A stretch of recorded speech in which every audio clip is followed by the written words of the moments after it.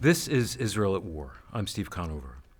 In the recent weeks after the invasion and massacre in Israel on October 7th, many of our viewers began to seek to learn more about the modern state of Israel, and we've sought to address that in this series. Today, we have a special guest joining us. Tzvia Wexler is the National Development Director of the FIDV, the Friends of Israel Disabled Veterans. The FIDV is also known as Bet HaLochem, which means House of Warriors. How fitting a name in light of recent events. Bet HaLochem USA cares for Israeli servicemen and women who have been disabled in the line of duty.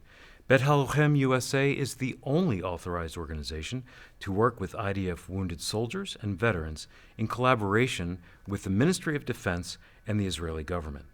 Bet HaLochem USA, or the FIDV, is one of the newest recipients of our Israel Relief Fund here at the Friends of Israel. So welcome, Tzvia. Thank you for having me. One of the things we've seen is just this outpouring of compassion that the Israeli people have had for each other, and the FIDV is proof of that. Can you tell us how the FIDV came to be and what they do to actively help the wounded soldiers? Well, if we should go a little bit back with to explain exactly what's the role of FIDV with all this situation. As you know, like this organization in Israel, about 76 years old, and we are the friends of the organization in Israel, which is in the state for the last 43 years. Every time we have a situation like that in Israel, we have the war, during the war, and after the war, which means during the war, FIDV, Bet HaLochem USA, is doing everything for the newly wounded in the hospitals, taking care of their families, beside the fact that they're taking care of additional 51,000 wounded veterans from previous wars. Practically what we do during this time, we listen to the needs of the newly wounded and their families and help as much as we can.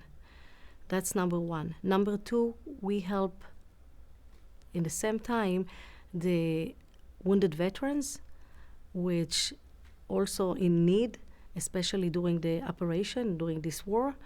Some of them lived in the south, which needed like to evacuate it and go to different places.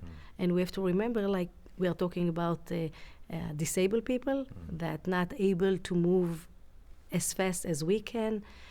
We needed to find apartments or hotel rooms or any kind of places that can fit their needs. So that's another thing that we were taking care of. And beside that, we have, their families. Even I'm talking about the wounded veterans. It's not only them, it's also their families that we have to take care of. So altogether, we do during the war and now come after the war. When I say after the war, this is the time when we get the newly wounded coming to the centers and adapting to what we give and being closer to the elderly one to make sure that they are comfortable being in this center. It may be surprising for some in North America to learn. In the United States, of course, we have a voluntary army. In Israel, it is citizens that serve, and they're required to serve. So you have all kinds of people from all walks of life serving in the IDF. What is FIDV doing to help with the emotional side of the trauma that they're facing? This is a great question because, those that got hurt, as we call PTSD, it's sort of an injury that we don't see. And most likely we are dealing right now with over 10,000 PTSD that not physically injured. On top of it, those that got injured physically also got PTSD because the war, the injury, the trauma, everything together. So we have almost double the amount of people that we have to deal and treat the PTSD. So